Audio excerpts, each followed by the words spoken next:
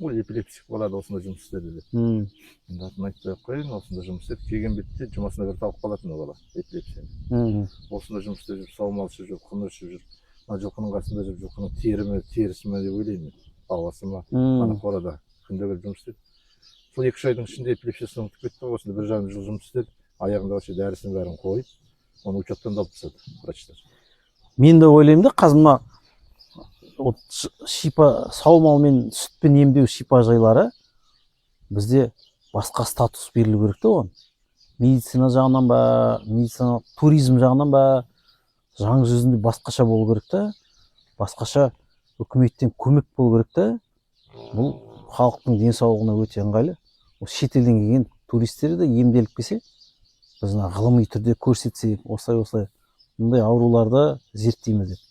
Осында мен танитын бір 2-3 кісілер жүр, түбегейлі айналып жүрген. Қалғандарымыз қаланың шетінде қандай емге қолданып отқан, бірақ көмектесіп отқаны белгілі ғой енді.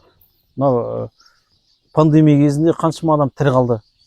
Бірақ соны ғалымдар араласып, жолға қойып, медицинаға кіргізіп, осылай жолға қойылса, бізге денсаулығымыз түзу болады, мына емделген адамдар көп болады, туризмді жақсы дамиды. Мына біздің әр өңірлерде көбірек ашылу керек сияқты сондай шипажайлар. Қолдау болса жаңағы, ғалымдар жұмыс істесе жаңағыны.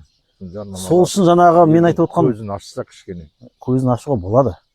Сіз қандай диагнозың келді, соның бірінші документін көріп, кеткеннен кейін қайтадан анализдерін тапсырғанда қалай болды, сондай документтердің бәрін жинап көрсете беру керек.